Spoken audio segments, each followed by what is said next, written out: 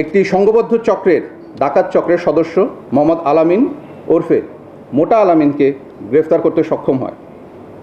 পরবর্তীতে তার দেওয়া তথ্য অনুযায়ী একই দিন সকাল 11টায় মেন্দিপুর বাজার হতে প্রায় 800 মিটার দূরবর্তী হাজি সিএনজি পাম্প এলাকা হতে তার সহযোগী চালক মোহাম্মদ রায়হানকে গ্রেফতার করতে সক্ষম হয়। গ্রেফতারের সময় তাদের নিকট হতে একটি বিদেশি পিস্তল, একটি ম্যাগাজিন, 4 রাউন্ড গুলি, একটি মাইক্রোবাস, 2টি ভুয়া গাড়ির নাম্বার প্লেট, 6টি র্যাব কোটি, 2টি হ্যান্ডকাপ, একটি ওয়াকি টকি, একটি পুলিশ লেখা স্টিকার, একটি লেজার লাইট, 2টি পুলিশ ব্যাটন, একটি ওয়াইফাই পকেট রাউটার, একটি সেনাবাহিনী মাস্ক এবং 2টি স্মার্টফোন উদ্ধার করা হয়। গ্রেফতারকৃতদের প্রাথমিক জিজ্ঞাসাবাদে জানা যায় তারা একটি সংঘবদ্ধ ডাকাত চক্রের সদস্য।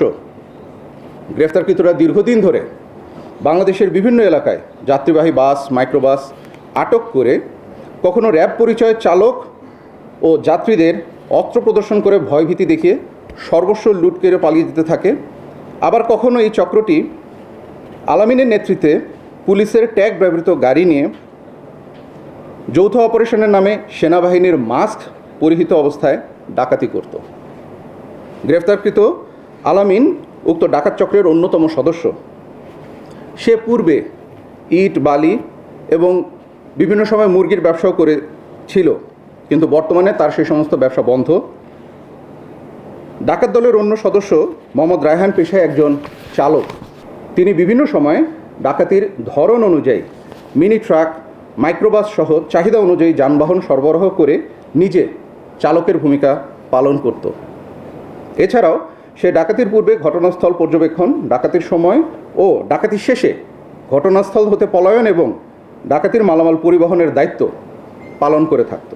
আলামিন ওরফে মোটা আলামিনের বিরুদ্ধে ঢাকা মহানগরীর খিলগাঁও থানায় একটি ডাকাতি, কেরানীগঞ্জ থানায় একটি অস্ত্র মামলা, 2টি ডাকাতি মামলা, মুগদা থানায় একটি চুরির মামলা, নারায়ণগঞ্জের সিদ্ধিরগঞ্জ থানায় একটি ডাকাতির মামলা, রূপগঞ্জ থানায় একটি ডাকাতি মামলা ও টাঙ্গাইল জেলার সদর থানায় একটি ডাকাতি মামলা সহ মোট 8টি মামলা রয়েছে।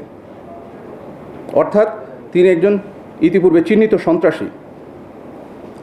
উল্লেখ্য যে গত 31 জানুয়ারি 2023 সালে ঢাকা জেলার কেরানীগঞ্জ মডেল থানাধীন এলাকা হতে স্বর্ণ ব্যবসায়ী নাহিদ ও খোকনের কাছ থেকে নগদ 71 লক্ষ টাকা জোরপূর্বক র্যাব পরিচয়ে ডাকাতির যে মামলা হয়েছিল সেই মামলার সে প্রধান আসামি ছিল। এছাড়াও গ্রেফতারকৃত আলামিন গত 25শে মে 2025 তারিখে তাকে ডাকাতি মামলায় র্যাব কর্তৃক আটক করে খিলগাঁও থানায় হস্তান্তর করা হয়। পরবর্তীতে সে জামিনে মুক্তি পেয়ে পূর্বের ন্যায় ডাকাতি শুরু করে।